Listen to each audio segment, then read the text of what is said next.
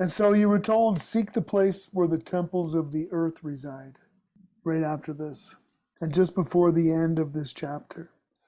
Okay. Seek the place where the temples of the earth reside. Yes, and he mentioned, oh, and this was actually Chief Joseph came to me, and this was actually a precursor, and he was starting to point out the next path in our journey, which would be to the west. So he's showing me the temples of the earth. He gave me an Indian doll, a papoose. So he was foreshadowing that I was going to have more children at the time. And he was showing me, because he was standing at the edge of a mighty canyon, which in just a couple of years, I would live in that canyon.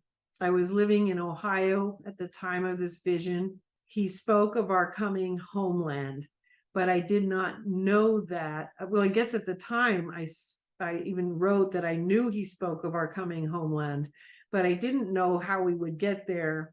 I just knew that we were being led to go west.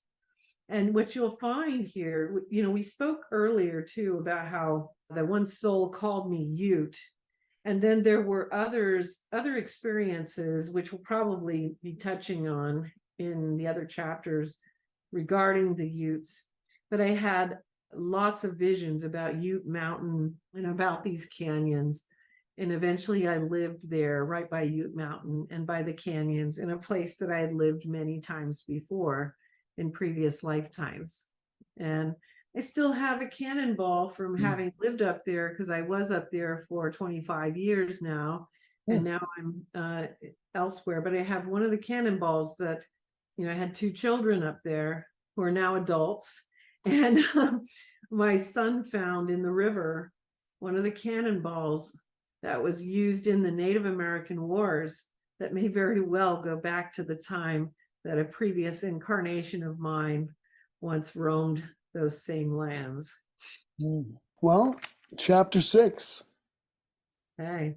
Reincarnation in religion, earning the higher worlds, dark horsemen, union of lights, evolutionary purpose, and time-bound and ascension worlds. So we start off the chapter, religion. All religions have some error. Yeah, and so the book Reincarnation and Karma, which we're kind of going through, has, some specifics into some of these things. And of course, these are just minor little things that were pointed out to me to make a point. They're not exhaustive by any means, but I was shown how, I'm sorry, go ahead. Yeah, and that's something that we can kind of we know this to be true. Right. Everyone, you said all people believe their watches are set to the correct time. There's light and dark aspects of all religions. And so if there's anything, specific you need to say about that, otherwise just that whole concept, we can just leave it at that if you want. Well, I think the main thing I would say about it is that there's always a great revelation that begins a religion, almost always. Mm-hmm. And it comes from, now sometimes, there's another book that I wrote called Protestant Reforms, which specifically goes into trying to explain the different disputes that brought about, 30,000 plus denominations in the Christian faith. And not, in fact, most of those, I think there's a total of 5 of those that came about due to a revelation. So we'll just count that as an exception to the rule. But for the great faiths, most of them came about because of a great revelation. A revelation is either an out-of-body or mystical experience that came to a great prophet, Messiah, seer, something that was so catastrophically life-changing that it was big enough to create this huge faith system. What happens, though, is that after that great revelation, it is inevitable that those who follow that soul will then try to push it into some form of structure. And that's when it gets messed up a little bit, because a spiritual thing cannot be contained in a structure. It's always going to be somewhat changed by doing that. And that happens without fail in any type of, structured religion, when you take a great revelation and then try to put it into this box. Revelation is fluid, it's liquid, it's ethereal. Dogmatics, even theology, as much as I love and adore theology, is more legalistic in its nature, and the spiritual flow of the mystical is so different that there will be mistakes. So Right. So if a scientist that's dealing with material, chemical compounds and stuff is like, okay, can you he's going to be like, show me the science when it comes to spirituality. It's like, 'cause they don't have the tools that can work with the spiritual elements like that. right. So they're always going to be stuck in this material because they have the tools and equations that only work with material stuff and physical. Right. I'm in the physical world. There's always elements to the mystic or to the prophet or the Messiah that are beyond our understanding, or beyond the understanding of a person who is on the ground. No matter how much faith we may have or whatever, we do not have the capacity to understand that which was given to them beyond what we can understand. What I've definitely learned in my, almost 40 years of receiving these types of experiences is that you just can't experience that, not completely capable of fully understanding it. It's just you can't. And you can put things into words to a certain degree, but it's like an iceberg. So what I've been able to encapsulate in words might be this tip of the iceberg. Everything else is underneath the water and will stay there, because there's no way that you can. And as much as you want to, and as much as you try to, you really want to, like, gosh, there's got to be some way I can convey the whole thing, all of it. You just can't. And so, the experience of Jesus Christ, Messiah, or of Krishna, or of Swami Vivekananda or Paramahamsa Yogananda, a great portion of their internal experience will always be unknown to us. We get that little tip, even the great Sufi masters, the great Rumi, and all these Kabbalistic masters, we have these little parts of what they are able to express of this much grander reality that they have experienced. And we have to be careful about the fact that those, great prophets who founded these religions, the Muhammad, the Jesus Christ, the Krishna, the Moses, Abraham, and more, there's, Guru Nanak, all of them, what they experienced, we only have a small portion of in the writings that are retained. Who they were, what they really received, we probably have, 1% of it. And so in this lifetime, you went back to where you were a follower of all kinds of religions, and as a layperson, and you did this intrusive self-examination. And then your soul was washed clean by a priest not from this earth, who poured a cistern of water over your head, and it was very powerful. And you cried, "Our sins will be forgiven if we go to the Father and seek it." Yes. And God chooses us because of our sin to bring others back to Him. We referenced this yesterday, to show what can be done when we repent. And you knew that the Lord had never left your side, but He withdrew some just to test your faith. And so you were taken into the holy and unholy aspects of many religions. And you were told of the three qualities in every religious path to make it valid: humor, direction, and use. Yes. The angel of the Lord spoke that to you. Yes. And the one that I think probably surprises people the most is the humor, don't you think? Yeah, I think so. I think so. Yeah, because it's very serious. Yeah. And when you think of that, I mean, for me, even just remembering it when you bring it back up, that it actually fills me with great joy. I just got goosebumps when you reminded me of it, because of the fact of how important is that? How much of that has been taken from so many of our religions, and how important is the humor? Because our faith should be something that we can laugh at ourselves, and that we can take lightly as well as seriously. It's not something we need to, we certainly don't need to be warring with one another over it. Mm. And, I'll kill you. I'll kill you if you don't purify the same way I do. It's very serious. Yeah, and because it's about joy and rejoicing and love and light, but there's serious things that we need to work with. And when you We were working, absolutely do. And I'll never forget, just bringing up humor. Go ahead, you were going to say no, something. no, you go. There's an experience that I had that was recounted in the Mystical Captive series, where I experienced this holy laughter, and it was just something I'll never forget. I loved it. It was so awesome. But there is this concept of holy laughter where you were just overcome with just the ridiculousness of it all. And it's not an irreverent ridiculousness.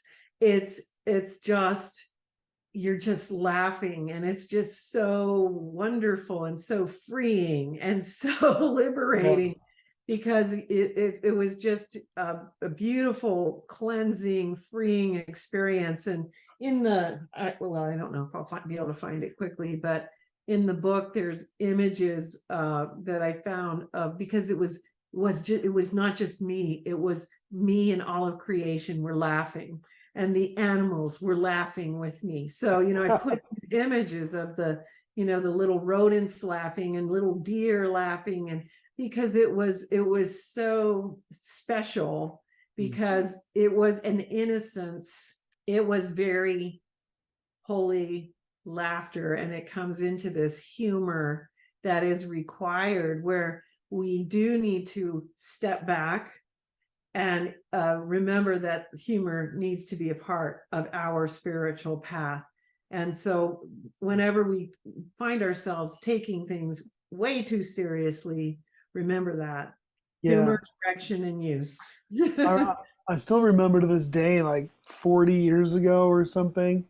It was like, I don't know, one of those shows like extra, and they would like I don't know, one of those things like that. But they would interview actors, and I was like so fascinated. And Rutger Hauer was on there. Remember Rutger Hauer?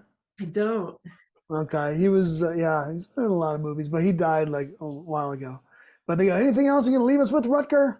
He's like, yeah. And to all you actors out there, yeah, don't take yourself too seriously.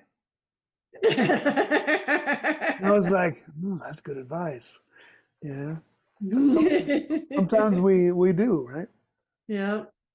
Now you were becoming aware of your sin, and you realized that just because you were becoming aware of it didn't stop it from happening, and you Right. felt hopeless and unable to stop the thought, the vice, the action. And so you started to seek atonement from people from your past that you had done wrong, and ask God for forgiveness. And so you started going through a lot of atonements at this time. Yeah, these ones I think became more of the worldly atonements. This would have been when I became aware of people that I could reach out to. So, whereas the spiritual atonements were things that I had with people that I no longer had contact with, and there was no way for me to reach out to them or do anything. And frankly, a lot of the atonements are things the spiritual atonements are things that you forget, so you wouldn't remember them anyway, right? Mm. That this was a period where these atonements were things that were recent enough in my life, and I had a way to reach out to those people and write them a letter or put in a call and take the risk. Sometimes, it was received well, sometimes it was received badly, you know. But what was important was to make the effort to put the apology out there very sincerely. And it was kind of difficult because I remember some of these apologies were not received well. And what was told to you was, what you have done, you can undo. And God took you into your weaknesses and then back to the surface to bring it into consciousness. So the things you couldn't remember, He took you in and then back out so it would come up to your consciousness so you could deal with it. Yes, and a lot of these things you can change them. You can change them energetically. You can change them with your intention. And for those that you cannot, I was also shown that when someone refuses to accept an apology, whether it's in a spiritual atonement, because I experienced this in a spiritual atonement, which is, in the spiritual world, not in the physical. And I experienced it in some of my others, that the fault then falls to them for not being able to forgive. And in a lot of cases, these were situations where the fault was really more shared. It wasn't a clear cut, oh, I really screwed them over. It's It like was, an accident in insurance, viewpoint. It's like you're at least somewhat responsible. It's like you might be 95%, but you're at least 5% responsible. It's like, no, the person ran the red light and smashed into me. Yeah, but you were behind the wheel. It's like to my well, mother, a lot of sells these things insurance. were were closer to the 50-50, or Oh, okay. yeah, these were more of these kinds of things where there were genuine misunderstandings between people, and you're reaching out with your part of it in the hopes that you can meet somewhere. If you can't meet, you can't meet, but you do the best you can. What really stuck out about this is that to release and burn down that house of karma, we absolutely need to forgive everyone, ourselves, ask for forgiveness, and forgive anyone who's done any wrong to us. If we're holding on to that, it's just not the best use of our spiritual intelligence. Because if we're going to keep going, you know, Yes. we'll just be tethering ourselves to this karmic reincarnation. That's very well said, because we are tethering ourselves by holding on and not forgiving. But we also don't realize that the more that you go through these rites of passage towards karmic purification, the more that you go back to humor, direction, and use, the more that these grudges seem stupid. You know what I mean? Even the big ones, now there are bigger ones that I haven't actually faced, so I'm not going to say that there are ones that, that I've faced, the really, really big ones in this lifetime. I've faced a lot of them in my past lifetimes, which is different. I faced some things that a lot of people would consider they wouldn't forgive or are unforgivable in this lifetime, that really became like easy to forgive, because they become stupid. They just become stupid. You're like, why would I hold on to that? Yeah, absolutely. It's just, and you literally, honestly, very sincerely, these purifications alter you and your energy. You literally, sincerely, honestly love that person, and you really do care how they're doing, and what happens to them, and you do sincerely hope you'll see them again, at least in the afterlife. And And that's another step beyond just forgiveness.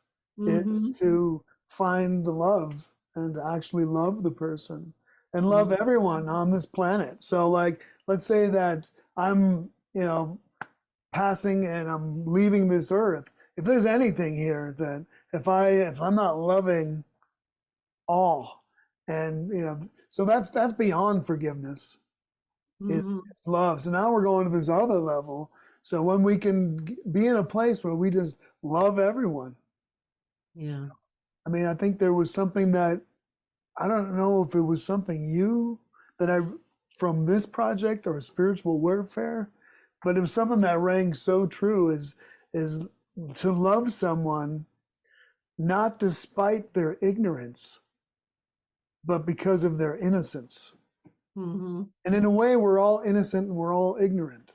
Yes. And so if we can realize that really we don't know anything. Uh, Yep.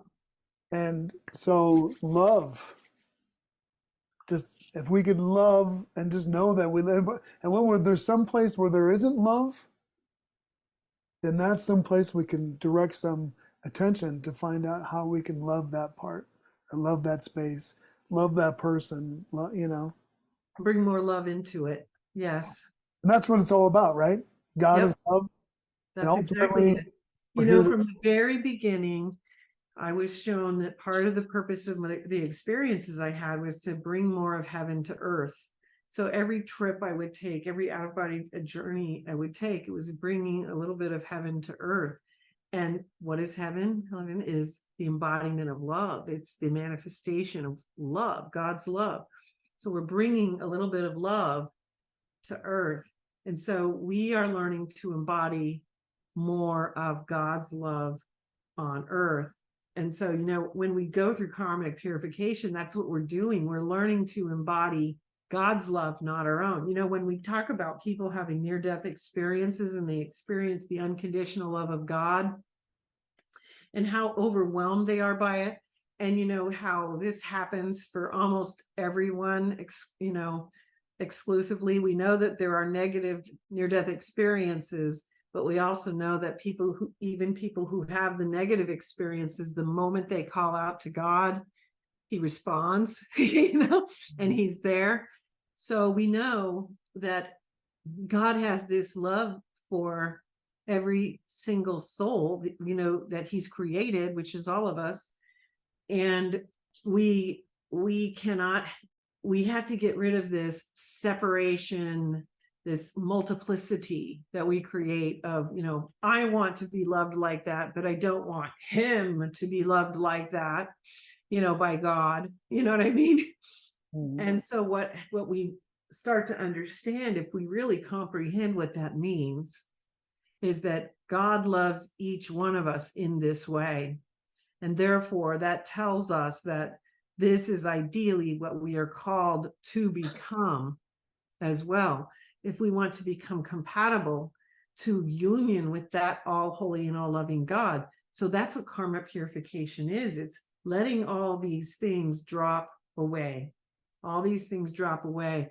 And that's, I think where humor really could come in valid paths of religion, where we could recognize that without humor, we are going to miss the mark, because we must legitimately be able to laugh at ourselves, love one another, and just accept that we will screw up. And the only way that people get through this life here on earth and still love one another is through forgiveness and mercy. And if we want it for ourselves, we must also be willing to afford it to others. The thing that really, really brought that home to me was when I went through this one was, it's kind of hard to explain because, I had a couple of near-death experiences, but I had this other thing where I was very, very sick, where I went through this lengthy life review, and I wasn't near death, but I went through the life review as if I were. And it went on for a few days. I came out of that and I was just in complete and utter tears for days, because I was seeing my whole life played out for me for days, for days, and seeing things I didn't remember from childhood forward, everything. And I came out of it, and the thing I kept saying to myself, because I was just crying in my corner by myself, was how arrogant that I ever thought that anyone else ever owed me an apology. There is so much that I need forgiveness for. Mhm. Nobody needs to apologize to me for anything. I need to, I have so much for which I need forgiveness. Everyone's forgiven as far as I'm concerned for me. You know what I mean? It's like how prideful it was that I thought that people needed my forgiveness for things. And it was just so mind blowing for me to see this. But I think this is what the near death experience, the life review provides us, is that we realize, well, I need so much forgiveness. I can't even go out there and start saying, well, you need to apologize to me. I need, you need my forgiveness. It's like, you can't even go there. Once you've been through your life review, it's like, no, I ain't touching that. I need so much forgiveness. And it's interesting you say pride, and then I think of the greed and the lust, and sometimes things are lost by us even saying the seven deadly sins. It's because sometimes we have a phrase or a word and it has this meaning, and then the meaning's kind of lost sometimes to people. To me, I do that sometimes, where I just hear this thing over and over. But I mean, so yes, we love each other, we forgive, but then also like these markers of these seven deadlies give us the opportunity to kind of sharpen our sword, to sharpen our spirituality and our truth. Because one of the things that we do, we're here and oh, that guy's got a yacht and a Rolls Royce and a beautiful partner, and look at his clothes, and so we have there's these desires, and so to become kind of desireless for this earth, desireless for this material world. Not that it's not okay to have good things, have nice things, to, all that is fine. But when we become attached to these things of the earth, again, because we're talking about like, hey man, are we going to keep reincarnating here, or are we going to stop this reincarnation cycle? The one that's not propitious to our soul. And so this is another aspect that we need to continually be aware of. And this structure of however we're built, our soul, and whatever challenge that we have, that's something we can have a sense of humor about too. Yeah. Right? Because sometimes we don't. Sometimes we're like, I think I see like I don't know, a monk or something like in the 1500s, like whipping himself, like, instead of like, yeah, I have that. Oh man.